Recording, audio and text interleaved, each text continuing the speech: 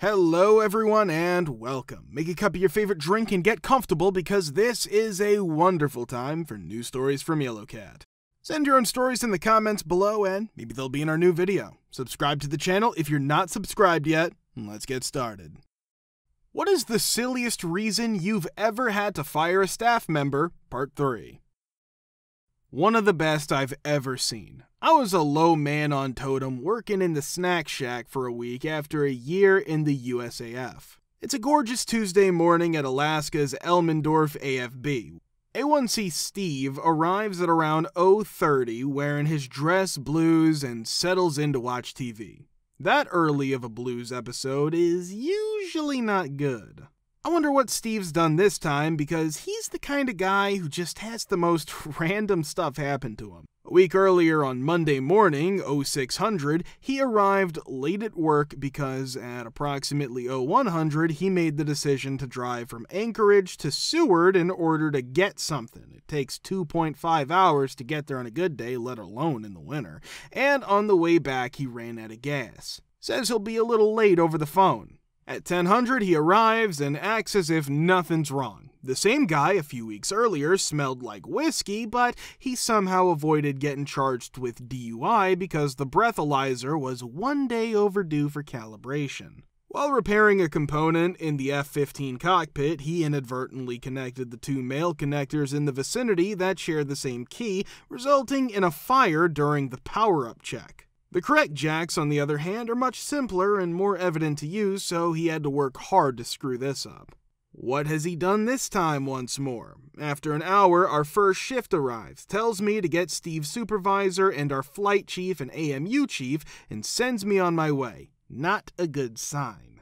After following directions and running into the adjacent room, I popped a ceiling tile to listen in because I'm a curious person. This is what I heard.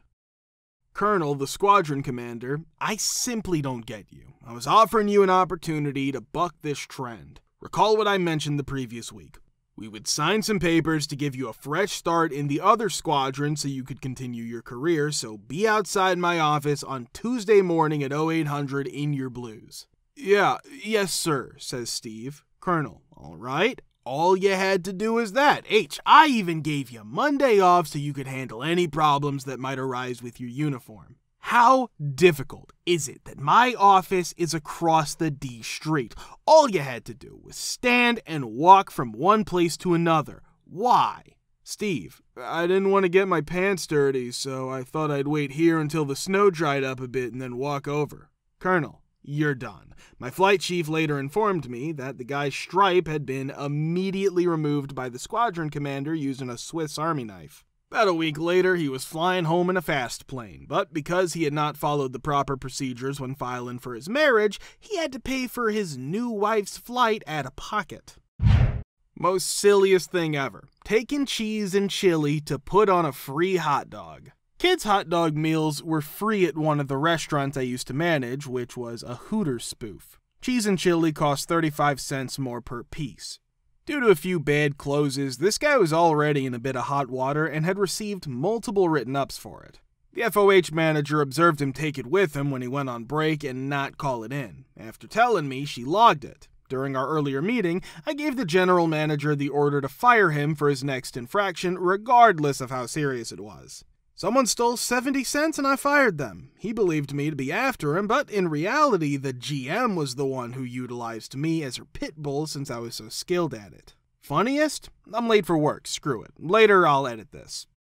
Edit. Friday night, very busy at the same restaurant. When I say busy, I mean that we sold about $80,000 a week with an average plate price of $7.50.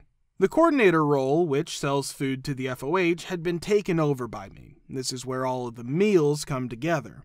For approximately 5 minutes, I'd been attempting to make strawberry cheesecake, which is the simplest item to market since all you have to do is place a slice on a plate and cover it with a cup of pie filling, but no one ever made it. After yelling for the straw cake once more, I eventually received a callback, albeit from my problematic new guy. I turned to face him as I walked down the line, the cheesecake plate resting all the way up to his face in his right hand, the strawberry topping cup in the same hand. The cooler door was being held open by the other guy as he had trouble keeping his balance. He was using his mouth to pry the topping's lid off. His oral cavity. You've probably heard a lot of terrifying tales from the horrors of the kitchen, but 99% of us are incredibly proud of how well prepared and delicious our food is. This is very, very important. I glare at him, certain of murder and rage, and exclaim, "What the F are you doing?" He released the door, slipped, and fell backward, smashing cheesecake and splattering straw topping all over his face. Someone stepped over him to make another cake, and I started laughing. Through my belly laugh, I screamed, "Go to the effing break room and wait." The guy who was drenched in cheesecake and pie filling also fell to the ground after he was knocked down by him. "Just leave! Don't assist! You're powerless to assist!" I shouted. After the third attempt at selling the cake, we calmed down and I went to the break room to fire him. I worked for a company that sold fiber optic broadband, not as a boss. In my nation, the process of installing fiber optic broadband is currently very expensive and delicate. In the first phase, the business must hold meetings with the interested individuals in a neighborhood of roughly 150 people. In the second phase, door-to-door salesmen must be dispatched. Infrastructure construction begins when the company signs about 45% of the workforce on a contract. This process takes about 6 months in total. The company is very strict about the 45% line, and the infrastructure is extremely valuable. At the time, we were 5 door-to-door salespeople working in a neighborhood that detested us to our core. They would swear at us, and even call the cops. Really, none of the people were interested.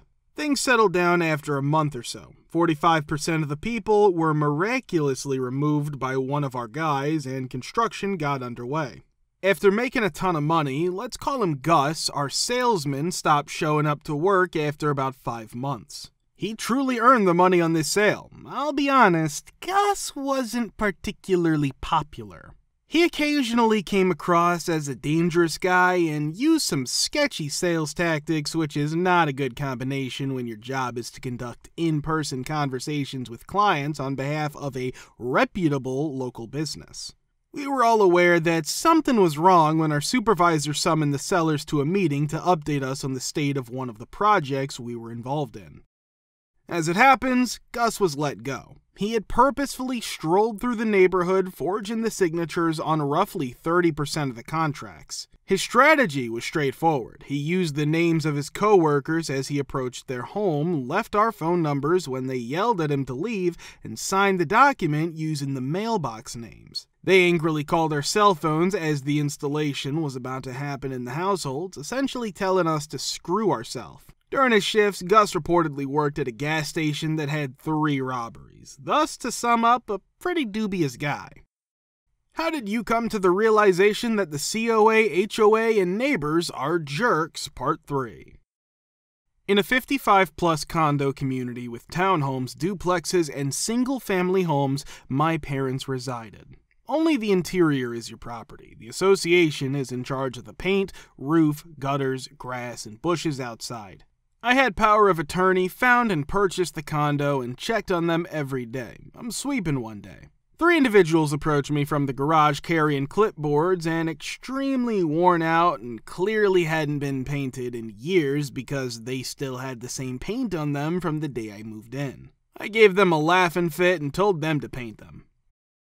While they were painting, I gave them a list of about 10 other things they should take care of, like the dead branch on the tree that was overhanging their patio, the leaves in the gutter, etc. Then I informed them that the house was under trust, that I was the executor, and that I would be attending the next meeting to discuss the subpar work being done by the lawn care providers. I also wanted to bring up the issue of money waste, as I had a suspicion that someone was taking advantage of the fact that the irrigation systems at the entrance had been replaced for the past 2 years. One guy who was probably 70 years old started screaming, went from red-faced insane to ghostly pale, and started grabbing a wall to support himself. I thought I'd have to call for an ambulance. Gutter cleaning took place, the lawn received extra care, and for the next 4 years, nobody showed up with a clipboard. I neglected to mention earlier that my mother, who's 85, was yelled at by the man who nearly fainted because she didn't have her trash can off the street. I told him to not ever think about yelling at my mother again when I saw him strolling down the street. Crazy old bullies on a power trip. My former partner and I had problems with the HOA right away. They objected to the location of our trash cans. Our lawn did not appeal to them. Additional payment was requested for signs. Our car in the driveway irked them. While we were 10 years younger than the neighbors across the street, who were retirees in their ideal home, they were always complaining about us and doing all these things the other people in the neighborhood also did. After the board members finally lost their patience and resigned, an emergency meeting was called in our cul-de-sac to choose new board members. We were voted in after my ex offered us a spot. 2 days later, our neighbors complained about our trash cans, which were located in the same spot as everyone else's house of the same model. When I found out who the neighbors were, I asked for their house number and made a promise to speak with them. After expressing his gratitude to me, things continued as they had. I simply told him, or his wife, whoever called, that I would talk to them about any grievance they had, and at that evening at dinner, the ex and I would laugh about it. Our COA condo community consists of 4 identical buildings. Our unit is directly below the head of the COAs, and when the place was purchased by my now fiancé about 2 months before we met, it was advertised as pet-friendly, but the condo docs prohibit pets. However, there are a dozen residents in the other 3 units that have dogs. I met my fiancé and am a package deal with my dog. So we jump through hoops. He gets an ESA letter for the dog. Before someone wants to start, he has ADHD and without a doubt benefits with a dog to wake up and walk, care for, etc. So keep judgments out. The head of the COA above us, let's call her Kathy, is the biggest raging see you next Tuesday anybody's ever met. As it turns out, she demands that our building not have any dogs in it because she doesn't want to hear barking. She even had the gall to say in writing, the ADHD and fair housing laws, federal laws, do not supersede the condo docs. That's exactly what they do. After threatening a lawsuit to her, she let up. There's been issues with her over the one guest parking spot for the building, directly in front of our door, with a no overnight parking sign that she kept her car parked there for so long, spider webs formed on the tires, just to spite me because my disabled dad uses that spot when he visits. The neighbors on each side of us have younger children, and both dads worked together one day to build a swing from one of the trees in the grass area outside our patios. Kathy demanded it to be removed. Additionally, our security gate is never functional. The association sent out a yearly budget ahead of a scheduling meeting. The budget for that gate this year is $4,000. They projected it to cost $50,000 for 2021. Couple days after seeing that budget, we get a notice that the meeting is canceled. Probably because everyone was asking about that BS $50,000 budget for something that never works. P.S. We just got a new gate system earlier this year, so it's not like it's old. It stopped functioning. It's just a whole bunch of bureaucratic BS. We will never again live somewhere where we have to pay someone to tell us what we can and can't do with property that we own. I rented in a neighborhood with a homeowners association. A highway patrol officer from the county sheriff's office lived next door to us. The biggest hypocrites were our HOA who misused or lied about how much money was being used on a regular basis. Among their many gems are the following: forbidding company cars from operating in the neighborhood, this will come in handy later. In a locked notice board posting an ineffective water test result for the neighborhood. Increasing HOA dues for an addition to the neighborhood pool. This addition was to be used in the winter by kids waiting for the bus so they could have a warm place to wait instead of standing in the cold. Instead, it was locked up right away and used as the HOA's private club room, complete with a fully stocked bar for meetings. Thus, any car bearing the name of the company was considered a company vehicle, essentially a ban on advertising. Since one of the HOA leaders drove a company car, they were not subject to fines. However, our neighbor, the sheriff, was informed that he was not allowed to drive in the neighborhood. Since no company vehicles parked in the driveway of any house was the official wording, he responded by parking it in the street. In response, the HOA forbade any kind of vehicle parking on the street, and the sheriff advised them to beat the sand.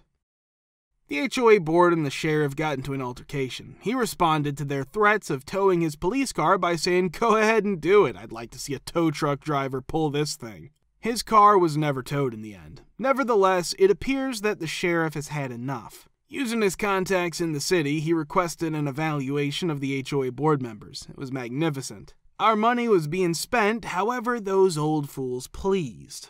The reports contained numerous lies. To make a long story short, all board members were fired without being re-elected, and this rule was added to the bylaws. A new one was elected, and the chairman was the sheriff's wife, a lovely lady who was very well respected by all.